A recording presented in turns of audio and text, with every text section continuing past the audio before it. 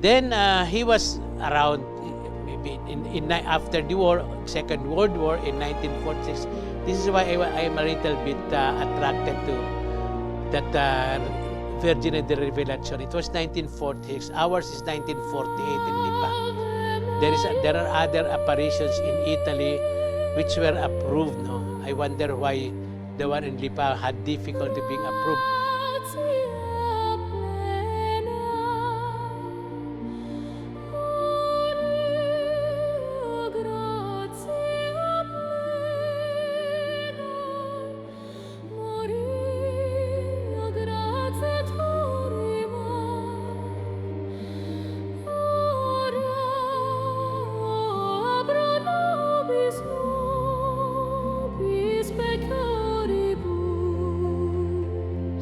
Thank you very much for being with us today, for joining our prayer. Our topic today is so interesting. So, for me, I like this very much because as you see in the picture beside me, it is the Blessed Mother holding the Bible.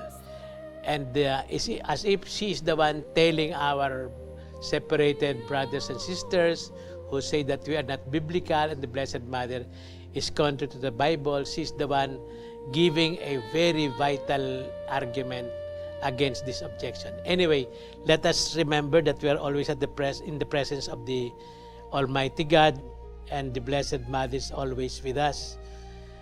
Wherever she is, we know Jesus is there. And God, the Trinity, Father, Son, Holy Spirit, are very close to us. And so let us recognize their presence. And to the Holy Mother, let us address her and pray to her together with the angelic messenger. We say, Hail Mary, full of grace, the Lord is with thee. Blessed art thou amongst women. Blessed is the fruit of thy womb, Jesus. Holy Mary, Mother of God, pray for us sinners, now and at the hour of our death. Amen. Mary, conceived without sin, pray for us who have recourse to thee. Saint Joseph, pray for us. Saint Teresa of the Child Jesus, pray for us. My dear brothers and sisters, fellow sons and daughters of the Heavenly Father and of our Blessed Mother, good day to all of you. Our topic today is about the apparition of the one who called herself Virgine della Rivelazione, the Virgin of the Revelation. And revelation doesn't refer only to the book of Revelation, but the whole Bible, God's revelation. And remember, one of the teachings of the church, the fullness of revelation is in Christ. Christ fulfilled everything that can be revealed about God, that must be revealed about God. Everything we can know about God already, it is our limited knowledge that limits our comprehension. But God has revealed Himself to us completely. And the Blessed Mother is not a substitute to the Bible. She completes what the Bible contains. We must remember, the Bible as written came late. But the Word of God has always been there, first through nature, then through revelation in the Old Testament to the Jews, and later on through Christ Himself, who is the Word of God incarnate. Anyway, what is the story of the Virgine della Rivelazione? I am very close to this. This is not well known elsewhere in the world. But in Rome, when I was a student there, and also later on when I worked for about around 4 years in Rome, I always, when I have the chance, make a pilgrimage to the shrine of the Virgine della Rivelazione. This is very close to a very public park called Luna Park. And Luna Park is one of the areas where even decades ago, even before the war, many sinful acts have been committed. But Luna Park is not also far from the shrine or the church of the Tre Fontane. It is a Trappist abbey. And it is believed that Saint Paul was beheaded in the neighborhood. And when his head was chopped off by the Roman soldier during the his martyrdom in around the year 55, the head of St. Paul fell 3 times. And at every point where it bounced, spring came out, water comes out, no? Until now. That's why it is called Tre Fontane, which means 3 fountains, no?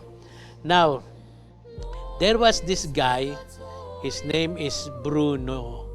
He was born, I think, in 1913, and he was born in a very poor and very unchristian family. His father was a drunkard, and he kept on hurting the mother. The mother also was not practicing. And himself, even if he was baptized, he grew up bitter, sometimes leaving home, coming back in order only to receive all kinds of blasphemous words from the father. When he was baptized, in fact, when the priest asked, what name do you give your son? The father said, Giordano Bruno. And you know, Giordano Bruno is a Dominican monk, I think, who wrote a lot of doctrines that are against the church. And when I think during the papacy of Leo XIII, when Leo XIII wrote the encyclical Humani Generis against evolution, the Illuminati or the Masons made in the center of Rome a monument in honor of Giordano Bruno, because Giordano Bruno opposed the Pope. Even if he was a priest, he was unfaithful to his vows, and he attacked even Jesus Christ, that saying that he was not really God. He made a lot of doctrines, no, as philosopher and theologian, which is against the Catholic Church. So, in the end, he was burned at stake. That was, he lived around, I think, 1500 something. He was burned at stake, and those who are against the Church, who became numerous after the 16th century, since the French Revolution, they, especially strengthened by the French Revolution, they made a hero of Giordano Bruno.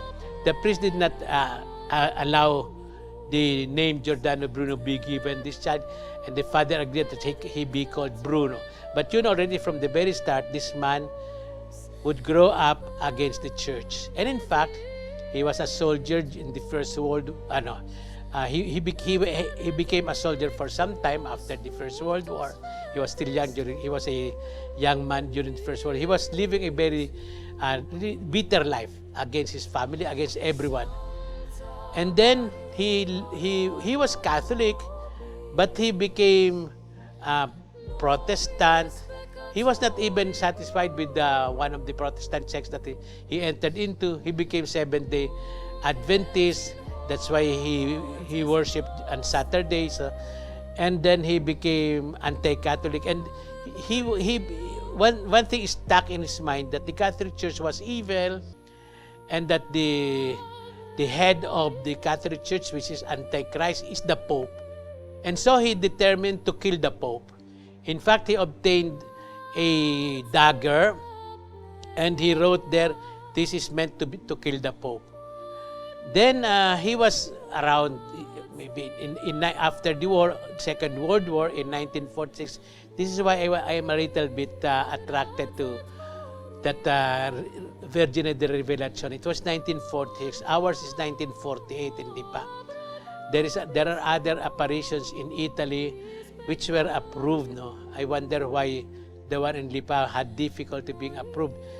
But in Italy, this is one of those approved. What happened is that this man who was anti-Catholic, he wanted to kill the Pope. By the way, before that happened, 10 years before, there was a mystic, she's already venerable, who had some contacts, or she had dialogue with the Blessed Mother. Around 1937, she said she received an inspiration to the Blessed Mother that in that area, which is a place of sin in Luna Park, someday there will be a miracle of the Blessed Mother, and she was going to convert a man who is against the church, who wants to kill the Pope, and so on. And she was told to warn the Pope. And she was able to come in contact with a holy woman and told about this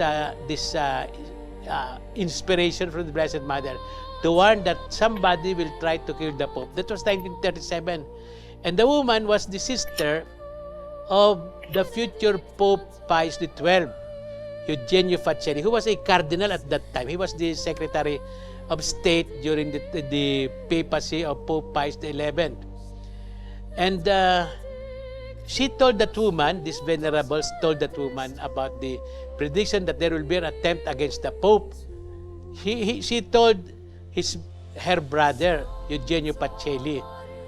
And the venerable also told the sister that her brother would become Pope soon. And in fact, after 2 years, that means 1939, Pope Pius XII became Pope, and he was the former Cardinal Eugenio Pacelli. Now, 10 years after, this is what happened. So, by the way, Bruno and his wife, who was at first, the wife said that she would like to remain Catholic, but they made a deal. If they will ask something from God, and if it will not be answered, then she will also become Protestant. And apparently, the petition was not answered, so she became Protestant together with 3 children.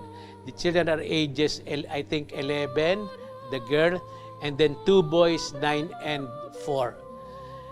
And then this guy used to go every Sunday, because their holiday is Saturday. They go on Sunday to go in places where they can relax.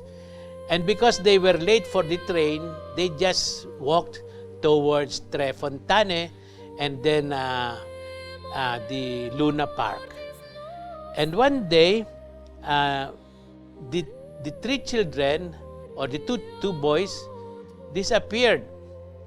And the father kept on looking for the 2 boys, shouting, and they were not answering. Then finally, looking from a vantage, because he saw the 2 boys kneeling down and with hands clasped, the way the Catholics pray.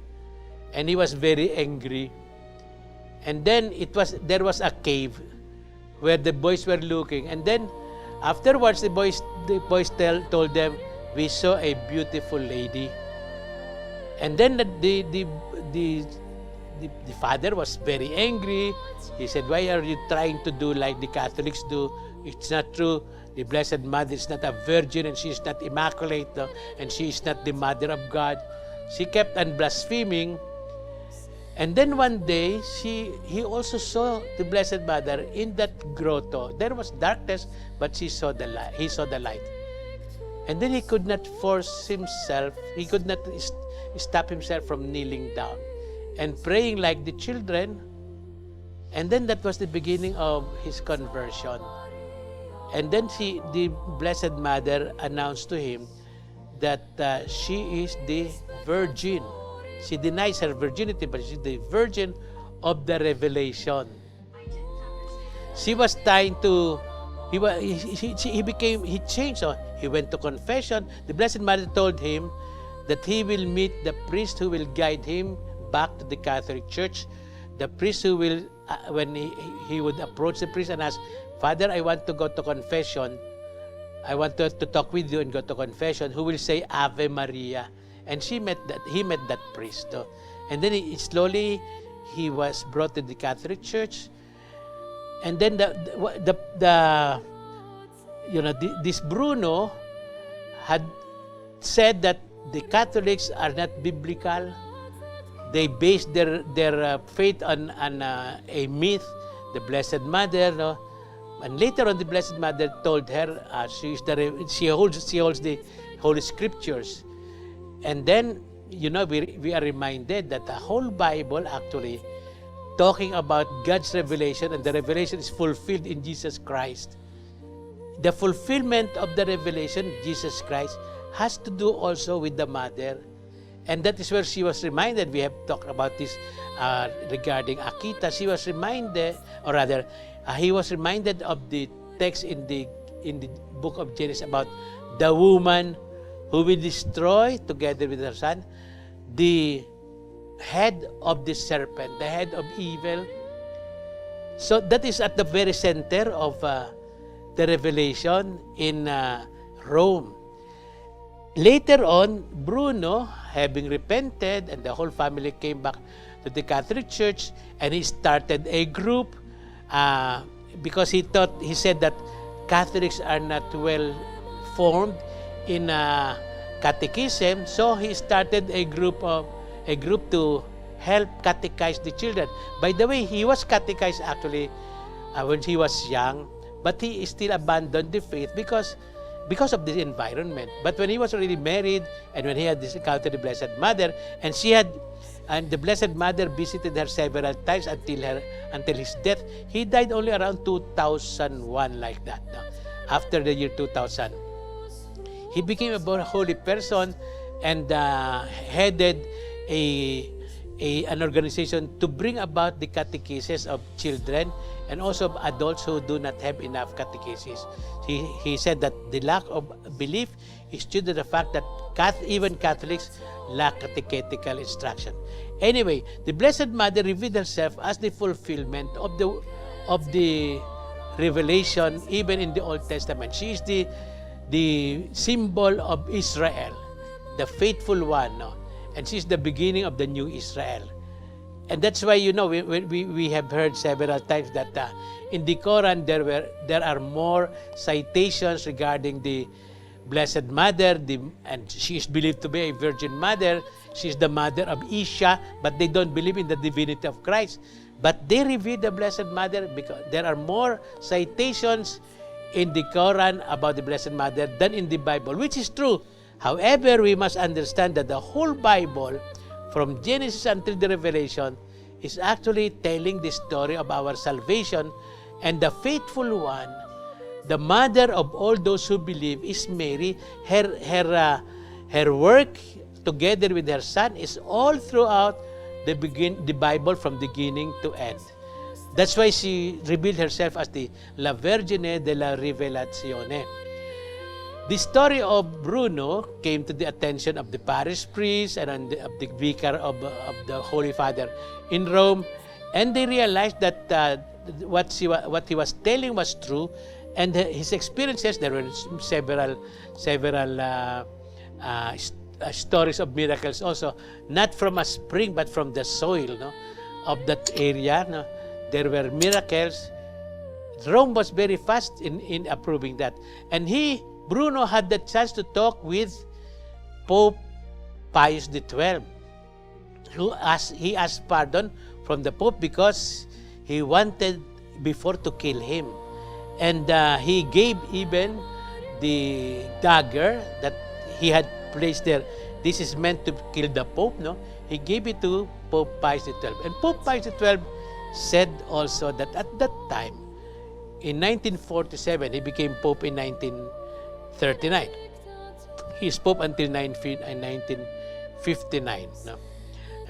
Pope Pius XII told him that he also received an inspiration from Blessed Mother about Bruno, who will come to him as a convert, a very anti-Catholic and anti-Pope person who will become a very faithful follower of the Blessed Virgin Mary.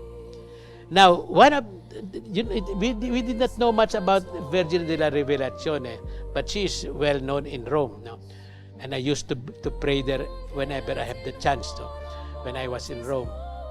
And one of the things that the Blessed Mother said was precisely this, that many people will be deprived of the doctrine, of the catechetical instruction that has been a necessary part of growth in the faith. And then she talked about priests and theologians who would be teaching subjects that are against the traditional teaching of the church. That is probably why they did not make the whole story of the Virgin de la Rivelazione famous everywhere, because there is a warning. And in 1947, And then in the aftermath of that, there was no doubt that everything was going well. All these things that was already but that was already mentioned by the Holy Father in the different apparitions, including La Salette, it was not believable, talking about priests who would be unfaithful. In 1947, that is 10 years after the civil, that was the place where Bruno became soldier. He entered the Italian military, who were sent to Spain to fight together with the forces of Franco, who was a Catholic. No? He was the Catholic, and there were many priests who were martyred. But he was there to oppose the Catholic Church as a spy of the communists. The civil war in Spain was against communism. So he was the spy of the communists. He was telling their positions. No? He was against his own military outfit because he was communist. No? And he was preaching communism everywhere. No? So at that time, that was before his conversion. That was before the apparition. So now he learned that from the Blessed Mother, the lamentation of the Blessed Mother about the lack of dedication of many priests and consecrated persons. That is also, we heard that also in Lipa and elsewhere, even La Salette in the 19th century, even in Fatima. How many consecrated people will be lacking in their fidelity to the Lord. No? Now also, he said that there are many things, and he was made, and he gathered the people to pray for the sanctification of priests and consecrated people. He mentioned that according to the Blessed Mother, many of the institutes founded by holy people would not be true to the thoughts and the teachings of their founders. This is happening now. Now we understand what is happening. The Holy Mother also lamented that in the years coming after that apparition, there would be a lot of crisis in the church. And then talk also about the many things that will happen in the world. Also the disasters brought about by natural things, no?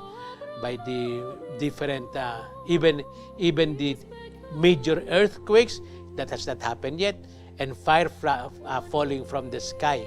All these were apocalyptic, but these are warnings. The Blessed Mother is telling Bruno, and through Bruno, telling everybody that these things will happen because God allows this, because He is so much offended, so much blasphemies committed against Jesus, her Son. And by the way, Bruno was very sure of that because he was among those who blasphemed against Jesus, who was fighting against the church, causing all this trouble in the church. He knew it, that was his life before. And he knew that many people are doing that. In fact, the Blessed Mother made it his mission to convince others to go back to the Catholic Church. People like him who had been misled by the evil one, misled by ideologies. The Blessed Mother uses this kind of people in order to bring back countless people to conversion, to a change of heart and going back to God. The Madonna de la Revelación is very meaningful because even now there are many people who say that we Catholics are so close to the Blessed Mother and we neglect the Word of God. We must remember, as I've said it before, the Bible as written, except for, even in olden times, monks or those who dedicate themselves totally to the Word of God, to the prophets that tried to put everything in writing. But written, the Bible to be read is not available to all. It became only widespread almost during the time of Martin Luther. Remember, Martin Luther started his rebellion against the Catholic Church in 1519 with the putting of his 95 Theses in the doors of the Cathedral of Wittenberg. That was, before that, in 1492, was invented printing. Then, when printing became easy, the printing of the books were made available to as many people as possible. It became a danger to faith because the tendency to interpret the Word of God personally had led to many astray. The Bible is a two-edged sword. It can lead you to be close to God. It can lead you also to lack of faith in God. And the Protestantism is that when there is no authority to teach with, like the magisterium, to express the truthfulness of the Bible, then there will be a tendency to go astray. That is what happened to the Protestant Revolution. That's why Protestantism, they not only separated from the church, but they became separated from one another. That's why there are numberless Protestant sects. What keeps the Catholic Church together, besides the Eucharist, the real presence, of which the non-Catholics have in different degrees abandoned, no? What keeps it together is the common interpretation of the Bible.